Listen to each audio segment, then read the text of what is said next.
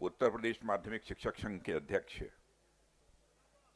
श्रीमान सुरेश कुमार जी त्रिपाठी, नेता शिक्षक दल विधान परिषद श्री ध्रुव कुमार जी त्रिपाठी, महामंत्री उत्तर प्रदेश माध्यमिक शिक्षक संघ श्री नरेंद्र कुमार जी वर्मा, श्री मुकेश जी शर्मा, संयोजक एवं प्रदेश कोषाध्यक्ष डॉक्टर दिनेश जी शर्मा, अध्यक्ष उत्तर प्रदेश शिक्षक महासंघ श्री जगवीर किशोर जैन, पूर्व एमएलसी,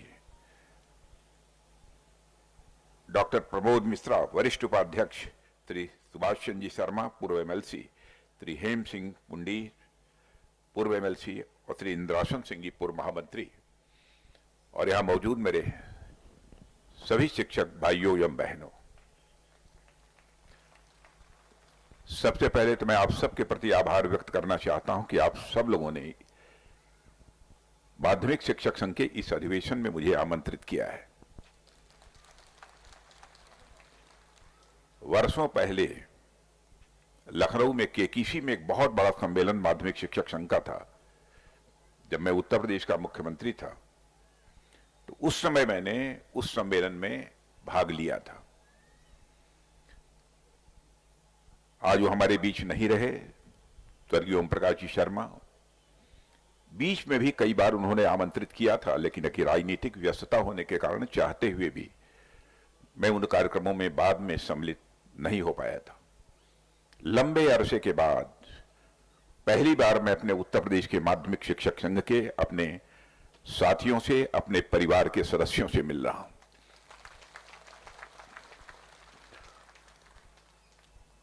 मंच पर बैठे बैठे मैं सभी के भाषण को बहुत ही ध्यानपूर्वक सुन रहा था, लेकिन आप लोगों ने मेरी कुछ जरूरत से ज्यादा प्रशंसा कर दी है और मैं सच बतलाऊं कि मैं बोझिल हो गया हूं।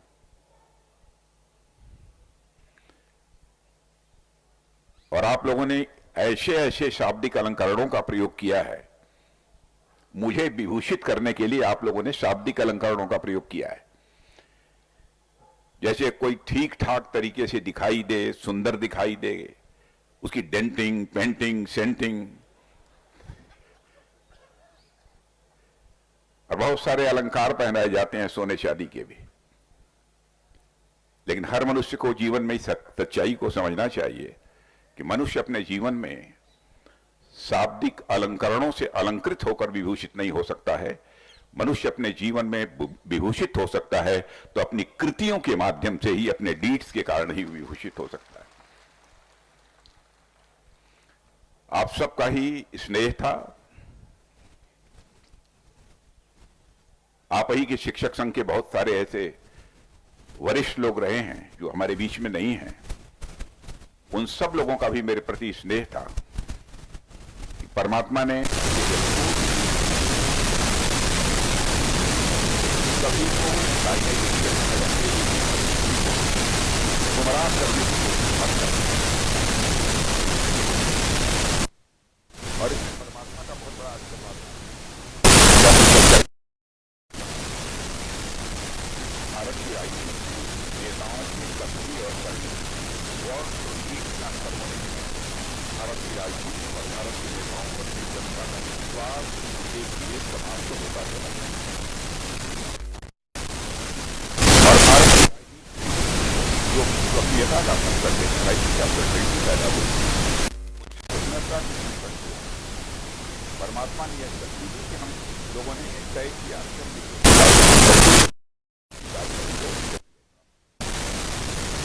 आप सब इतनी बड़ी संख्या में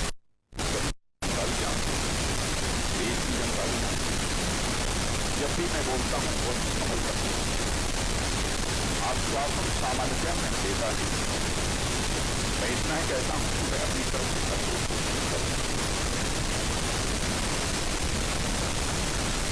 ताकि किसी भी सूरत में विश्वास का पुस्तक न हो। मैं अपना सौभाग्य मानता हूं। आप लोगों से नए वर्ष का काम ही मेरा बनना है। पिछला वर्ष जो गुजरा है उसके अंतिम सप्ताह में महू में वहां पर हजारों की संख्या में सैन्य अधिकारी मेरा और 2 दिनों के बीच में था महाकाल का दर्शन करने के बाद में होगा। और नए वर्ष के प्रथम सप्ताह में देश के आने जाने वैज्ञानिकों के साथ एक दिन गुजारा है और ये दूसरा कार्यक्रम नए वर्ष के प्रथम सप्ताह जिसमें मैं यहाँ भाग ले रहा हूँ कि मैं पुस्तक की अपने शिक्षक मित्रों से जुड़ना, इसे मैं अपना सौभाग्य मानता हूँ और नए वर्ष की आप सबको अपनी तरफ से बधाई देता हूँ। शिक्षक की क्या भूमिका होती है यह मुझे बतलाने की आवश्यकता नहीं है। मैं तो यह मानता हूं कि भगवान कृष्ण भी एक शिक्षक थे जिन्होंने समर भूमि में अर्जुन को जो शिक्षा दी उसी का परिणाम था कि अर्जुन जो है अपने जीवन के सबसे बड़े महासमर में विजय हासिल करने में वह कामयाब हुए थे। शिक्षकों की इतनी महत्वपूर्ण भूमिका होती है। शिक्षक का यह दायित्व तो होता है अपने छात्रों को इस प्रकार की वह शिक्षा दे कि ताकि वह सफल जीवन जीने लायक अपने को बना सके और एक अपने अंदर वह क्षमता और वह ऊर्जा पैदा कर सके। और जैसी यहां भी चर्चा की गई कि राजनीति में आने के पहले मैं भी एक शिक्षक रहा हूं, और जैसा हमारे बघेल जी ने कहा कि once a teacher always a teacher. एक बार जो टीचर हो गया तो हो गया। था शिक्षक, मैं नहीं जानता था कि मैं राजनीति में आ जाऊंगा, लेकिन फिसल गया और राजनीति में आ गया। तो फिर जब फिसल पड़े तो हर हर गंगे, जो फिसल गए तो फिर अपना इसी में लगे हुए हैं, काम कर रहे हैं। मैं भले ही इस समय शिक्षक नहीं हूं, पढ़ाने का क्रम भी हमारा टूटा है, लेकिन पढ़ने का क्रम मेरा नहीं टूटा है। और साथियों, मैंने भले ही शिक्षा के क्षेत्र में को छोड़ दिया हो, मगर मेरे भीतर का शिक्षक आज भी विद्यमान है। मैं शिक्षक के क्या गुण होने चाहिए इसके विस्तार में बहुत नहीं जाना चाहता हूं, लेकिन जो शिक्षक की विशेषता होती है उसको मैं अच्छी तरह समझता हूं। आज तक मैं उसको कभी छोड़ा नहीं हूं राजनीतिक क्षेत्र में रहते हुए। शायद आप लोगों ने भी अपने अनुभव किया होगा, बोलते समय, करते समय, फैसले लेते समय, शायद आपने भी अनुभव किया होगा। और हमारा तो विशेष रूप से यहाँ के मुख्यमंत्री रहते हुए प्राइमरी स्कूल और माध्यमिक शिक्षक स्कूल के जो हमारे शिक्षक बंधु हैं उनके साथ मेरा बहुत ही, सभी के साथ तो नहीं, लेकिन जो उनको नेता थे उनके साथ बहुत ही गहरा रिश्ता था। स्वर्गीय ओम प्रकाश जी राय, पंचानन राय एक से एक दिग्गज नेता थे उस समय। और जैसा बतलाया गया कि वह जानते थे कि मैं तो प्रदेश अध्यक्ष था भारतीय जनता पार्टी का, वहां सरकार हमारी थी, ये बात सच है। मैं कोई बहुत बड़ी भूमिका निभाने की स्थिति में नहीं था, लेकिन फिर भी मेरे साथ उनके गहरे संबंध थे और उन लोगों को लगता था कि मैं कुछ कर पाऊंगा।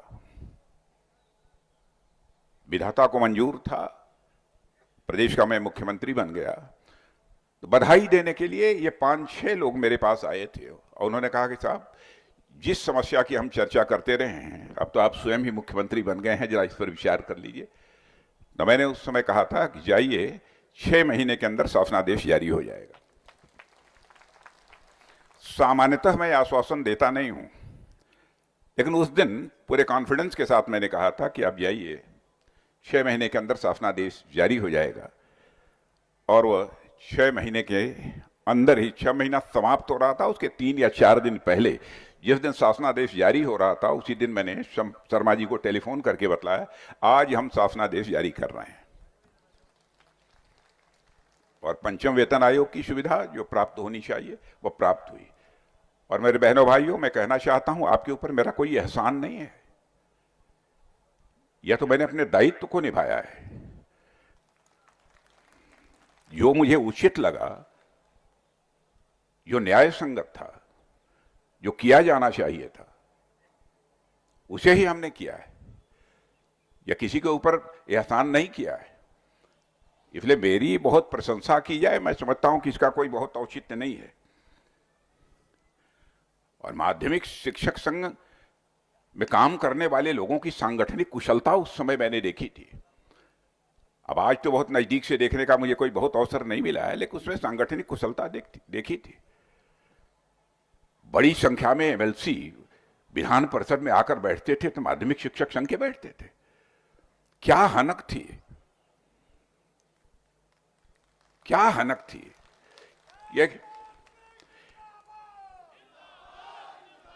मैंने माध्यमिक शिक्षक संघ के विधान परिषद सदस्यों को मैंने देखा है कि अपने तर्कों के माध्यम से, अपने तेवर से विधान परिषद की चर्चा को बदल दिया करते थे, उसकी दिशा बदल देते थे। क्योंकि मैं भी 6 वर्षों तक विधान परिषद में रहा हूं।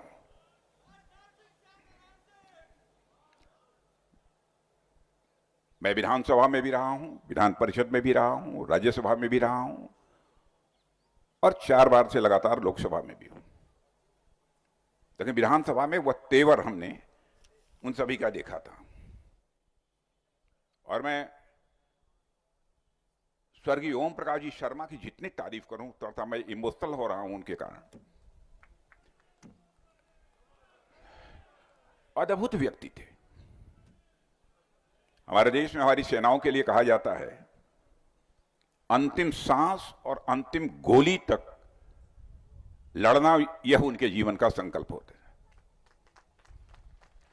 यही मैंने देखा ओम प्रकाश जी शर्मा के साथ की माध्यमिक शिक्षा संघ, इस संगठन के प्रति उनकी प्रतिबद्धता कितनी थी, कैसा गहरा कमिटमेंट था कि अंतिम सांस तक और अंतिम दिन तक लड़ते रहेंगे। और आप लोगों ने देखा कि अंतिम सांस और अंतिम दिन तक वो लड़ते रहे। शायद 87 की, अब 87 की उम्र हो गई थी। एक धरने में बैठे थे शायद जिस समय हार्ट अटैक हुआ था, यहां तक मेरी जानकारी। अद्भुत सेनानी थे। और जहां तक शिक्षक समुदाय का प्रश्न है, मुझे ज्यादा बताने की आवश्यकता नहीं, आप जानते हैं आने वाली पीढ़ियों का भविष्य सुधारने में सबसे अहम भूमिका यदि कोई निभाता है तो हमारा शिक्षक समाज ही निभाता है। इस सच्चाई को कोई वो नहीं कर सकता है। नौजवानों के अंदर एक अद्भुत क्षमता पैदा करना, कौशल पैदा करना और उनके अंदर कुछ कर गुजरने की तड़पन पैदा करना, इस दायित्व का भी निर्वहन यदि कोई करता है तो शिक्षक समाज ही करता है। इसीलिए गुरु को कुम्हार और शिष्य को कुंभ कहा गया है। और मैं आप सबसे भी यही अपेक्षा करता हूं कि निश्चित रूप से आप लोग सब कुछ के बावजूद अपनी यह छवि समाज में बनाकर रखें, चाहे उसके लिए कुछ खामियाजा ही आपको जिंदगी में क्यों न भुगतना पड़े, लेकिन अपनी साख, अपनी विश्वसनीयता, इस पर किसी भी सूरत में आंच नहीं आनी चाहिए। धन दौलत यह मनुष्य की प्रतिष्ठा बढ़ाने वाला नहीं होता है। इंसान की प्रतिष्ठा बढ़ती है तो उसकी साख के कारण, उसकी विश्वसनीयता के कारण, उसकी प्रतिबद्धता के कारण। इस पर किसी भी सूरत में आंच नहीं आनी चाहिए। और हमारे यहां तो गुरु की कैसी महानता है इसके बारे में बहुत सारी बातें कही गई हैं। संत कबीर ने भी अपनी वाणी में कहा है, सत गुरु सम कोई नहीं, 7 दीप 9 खंड, 3 लोक न पाइए और 21 ब्रह्मांड। माने ब्रह्मांड में भी, 3 लोक में भी, 7 द्वीप में भी, 9 खंड में भी इनके जैसा कोई नहीं मिलेगा। माने जिसको इतनी महत्ता प्राप्त हो, मैं समझता हूं कि स्वाभाविक रूप से उनका दायित्व भी बढ़ जाता है। अब समाज में जब भी हम किसी को ऊंचा स्थान देते हैं तो स्वाभाविक रूप से समाज की उससे अपेक्षाएं भी बढ़ जाती हैं। मैं आपको कोई उपदेश नहीं दे रहा हूं, मैं शिक्षक हूं, इसीलिए यह बात मैं कह रहा हूं। एक राजनेता के रूप में आपसे मैं बात नहीं कर रहा हूं। हम लोग इसके प्रति भी सजग रहें। आज हूं मैं, यदि हमारे पास राजनीतिक ताकत है तो मैं समझता हूं यदि राजनीतिक ताकत है तो उसी के साथ साथ बड़ी जिम्मेदारी भी है। यदि हमारा सम्मान है, आपका सम्मान है शिक्षक समाज का, तो साथ साथ हमें यह समझना पड़ेगा कि उसके साथ हमारी जिम्मेदारियां हैं और उस जिम्मेदारियों का भी हमको बराबर ध्यान रखना होगा। यह बात सच है ये बदलते समय के साथ शिक्षक की भूमिका भी बड़ी तेजी के साथ बदल रही है, इसमें कहीं दो राय नहीं है। हमारे बच्चे और हमारे नौजवानों के पास आज कंप्यूटर का युग है। यह क्लिक स्वाइप पर जो भी सूचना प्राप्त करना चाहें, जो भी इंफॉर्मेशन वह हासिल करना चाहें, वो उन्हें उपलब्ध है। प्रश्न अब ये लोग खड़ा करते हैं कि अब शिक्षक की जैसी भूमिका पहले रहा करती थी, अब शिक्षक की वैसी भूमिका नहीं रहेगी। लेकिन मैं समझता हूं कि यह बात समझनी होगी कि सूचना देने और शिक्षित करने में बहुत बड़ा अंतर होता है। मैं मानता हूं कि सूचना देने और शिक्षित करने में जो बीच का अंतर है, वहीं से एक शिक्षक की भूमिका प्रारंभ होती है और इस भूमिका को हम सभी शिक्षकों को अच्छी तरह समझना चाहिए। कंप्यूटर और आधुनिक तकनीक से युवा विभिन्न विकल्पों के बारे में तो जानकारी हासिल कर सकता है, पर सही विकल्प का चयन करने के लिए हमेशा विवेक की आवश्यकता होती है, हमेशा मार्गदर्शन की आवश्यकता होती है। वो विवेक पैदा करने का काम और मार्गदर्शन करने का काम यदि कोई कर सकता है तो शिक्षक ही कर सकता है और कोई दूसरा नहीं कर सकता है। यह बात भी हमारे ध्यान में रहना चाहिए। और मैं इसे संयोग मानता हूं कि आज जब मैं आगरा में इस कार्यक्रम में उपस्थित हूं और जिस राजनीतिक पार्टी से मैं हूं, इसी राजनीतिक पार्टी के आइडियोलॉग, दर्शन शास्त्री, पॉलिटिकल आइडियोलॉग इन्हें कह सकते हैं, पंडित दीनदयाल जी उपाध्याय का ही बगल में गांव भी है, वहां के रहने वाले हैं। उन्होंने एक बहुत बड़ी बात की थी। एक बार उन्होंने बोलते समय कहा कि शिक्षक की यह जिम्मेदारी है कि वो बच्चों के व्यक्तित्व का सर्वांगीण विकास करे, कंप्रिहेंसिव डेवलपमेंट ऑफ पर्सनालिटी होना चाहिए बच्चों का। यह बात उन्होंने कहा था।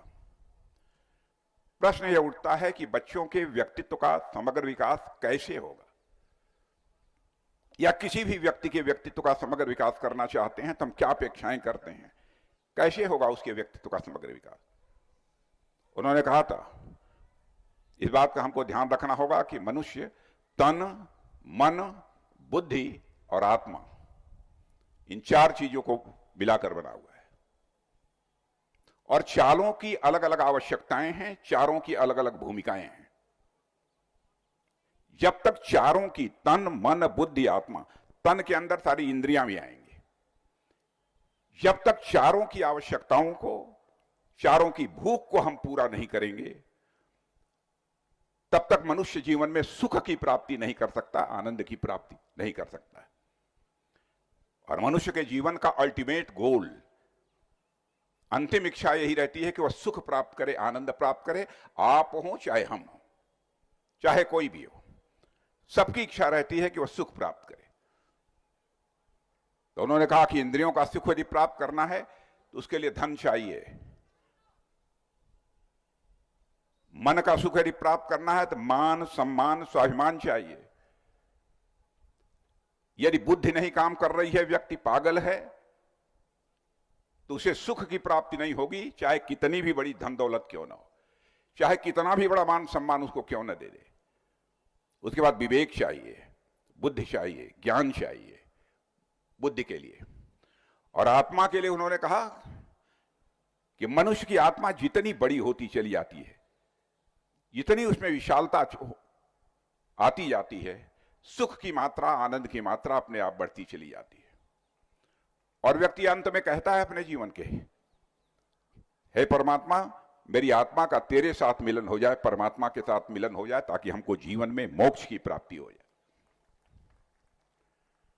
तो उन्होंने कहा था कि शिक्षा का लक्ष्य भी होना चाहिए कि तन के सुख के लिए हर मनुष्य को धन धान मिल जाए, यानी हाथों को रोजगार मिल जाए। तन के सुख के लिए धन धान मिल जाए, मन के सुख के लिए मान, सम्मान, स्वाभिमान मिल जाए, बुद्धि के सुख के लिए ज्ञान मिल जाए और आत्मा के सुख के लिए भगवान मिल जाए।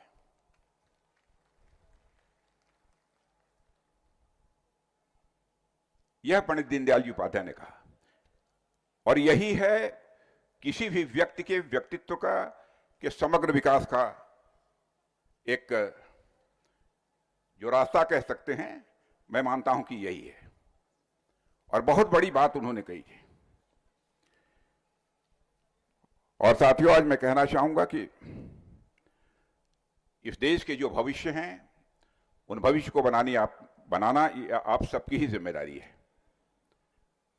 और आप किसी बच्चे का भविष्य बनाते हैं तो इसका मतलब कि आप राष्ट्र का भविष्य बनाने का काम कर रहे हैं। इसलिए मैं सब मिला-जुला कर यदि कहना हो तो मैं कह सकता हूं कि राष्ट्र के भविष्य को बनाने की सबसे बड़ी जिम्मेदारी यदि किसी के ऊपर है तो वह शिक्षक समाज के ऊपर है। और मुझे पूरा यकीन है कि आप दायित्व को अच्छी तरह निभा सकते हैं। जीवन में मूल्यों के प्रति प्रतिबद्धता कैसे बढ़े, यह सब सारी चीजें मुझे बतलाने की आवश्यकता नहीं है, लेकिन साथ ही साथ बच्चों को यह भी जानकारी दी जानी चाहिए, यह भी ज्ञान दिया जाना चाहिए कि ज्ञान और विज्ञान में तो वह पारंगत बने ही, लेकिन अपने जड़ों से, अपनी परंपराओं से और अपनी समृद्ध सांस्कृतिक विरासत से भी वह कटे नहीं। इसकी भी चिंता यदि किसी को करनी है तो आप शिक्षकों को ही करनी है। और मैं देख रहा था कि जिस समय आपका संकल्प पढ़ा जा रहा था, इसमें पूरी सावधानी इस बात पर बरती गई है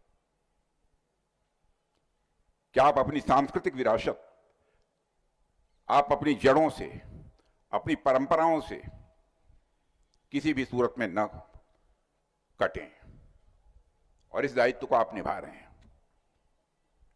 मित्रों, आज के अवसर पर मैं समझता हूं कि मुझे बहुत कुछ कहने की कोई आवश्यकता नहीं है, और मैं यह भी मानता हूं कि शिक्षक को अपनी समस्याओं के लिए हर समय आंदोलन करना पड़े, ऐसा नहीं होना चाहिए। और जो लोग भी शासन में हैं, उनको स्वयं ही शिक्षकों की चिंता करनी चाहिए, ऐसी मेरी बाध्यता है। यदि समस्या उनके संज्ञान में आ जाती है तो, और मेरा विश्वास है कि जिस समस्या की जानकारी आपने दी है, सांकेतिक रूप से ही आपने दिया है, आपने सोचा होगा कि हम इनको बुलाए थे तो इनके सामने बहुत सारी मांगे क्यों रखें। आपने भी सोचा कि कहीं इसके कारण हमारे मन में कुछ इधर उधर की स्थिति न पैदा हो। लेकिन मैं ये कहूंगा कि मुख्यमंत्री जी से आपका प्रतिनिधिमंडल मिलना चाहिए, और मेरा पूरा विश्वास है कि यदि आपकी रेशनल डिमांड है, विवेक सम्मत मांग है, क्योंकि मैंने उस गहराई में भी गया नहीं हूं, देखा नहीं हूं, मैं रेशनल डिमांड है, तर्कसंगत है, तो निश्चित रूप से सरकार विचार करेगी, उत्तर प्रदेश सरकार, मेरा पक्का भरोसा है। आप मुझे भी जानकारी दे देंगे तो इसके बारे में मैं भी बात करूंगा।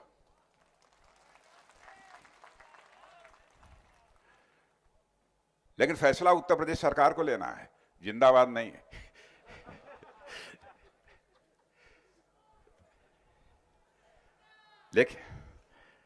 लेकिन मैं कहूंगा कि उत्तर प्रदेश सरकार योगी जी के नेतृत्व में अच्छा काम कर रही है।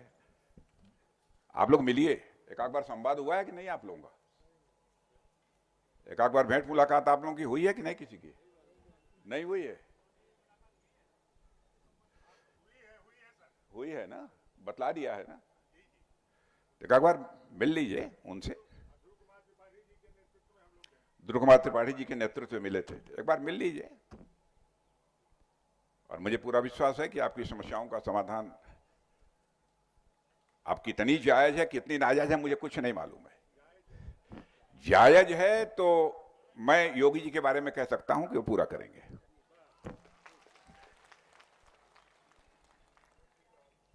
इसलिए बहनों भाइयों, आज के अवसर पर मुझे कोई ज्यादा नहीं कहना है। नए वर्ष की पुनः मैं आप सबको अपनी तरफ से हार्दिक शुभकामनाएं देता हूं। और सच्चाई है कि बहुत हमारा बोलने वोलने का बहुत मूड नहीं था, लेकिन बहुत आग्रह था हमारे त्रिपाठी जी का, अन्य सारे लोगों का, और डॉक्टर दिनेश शर्मा जी ने तो पूरा इतिहास ही बतला दिया। मैं सच्चाई है कि बहुत सारी चीजों को भूल गया, अब उन्होंने याद दिलाया, तब जाकर मेरे ध्यान में सब सारी बातें आई कि उस समय क्या क्या हुआ था।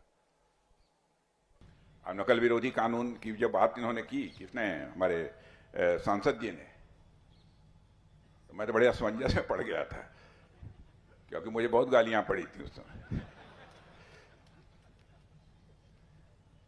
लेकिन बहनों भाइयों, मैंने ठान लिया था कि चाहे मुझे जिंदगी में इसकी कितनी भी बड़ी कीमत क्यों न चुकाने पड़े, लेकिन बच्चों के भविष्य के साथ में किसी भी सूरत में खिलवाड़ नहीं करें। मुझे बहुत लोगों ने समझाया, बहुत, और आप लोगों को जानकारी नहीं हो कि 2-2 बार कैबिनेट से वापस भी हो गया था, लेकिन मैंने ठान लिया था कि नहीं करेंगे। कठोर निर्णय था, ऐसा नहीं था कि बच्चों को जेल में भेजना, हम कभी नहीं चाहते थे, और पूरा प्रिकॉशन भी लिया गया कि बच्चे जेल न जाएं, लेकिन कोई विकल्प नहीं था हमारे पास। जो रिजल्ट कितना आता था, 14% आया, और उसका खामियाजा क्या भुगतना पड़ा कि जब मैं बक्सी तालाब से उसके बाद चुनाव लड़ा, तो अब तक बक्सी तालाब में किसी प्रत्याशी को जितने मत मिले थे, सबसे अधिक मत मिलने के बावजूद मैं 4000-5000 से चुनाव हार गया। सब कुछ झेलने को मैं तैयार था, लेकिन मैं इस बच्चों के भविष्य और देश के भविष्य के साथ किसी भी सूरत में समझौता करने को मैं तैयार नहीं था, न था, न हूं, और जब तक मैं जिंदा रहूंगा नहीं रहूंगा। चूंकि उसकी चर्चा कर दी उन्होंने, इसलिए मैंने यहां पर आपके सामने भी उसका उल्लेख कर दिया। तो वैसे देश तो हमारा बड़ी तेजी के साथ आगे बढ़ रहा है, इस सच्चाई को कोई नकार नहीं सकता है। दुनिया के कई देशों में जाने का मुझे भी अवसर प्राप्त होता है, प्रायः हर महीने 2 महीने पर। उसके पहले भी विदेशों में मैं गया हूं। मेरे बहनों भाइयों, मैं कह सकता हूं कि अंतर्राष्ट्रीय जगत में भारत की प्रतिष्ठा बढ़ी है, भारत का कद ऊंचा हुआ है।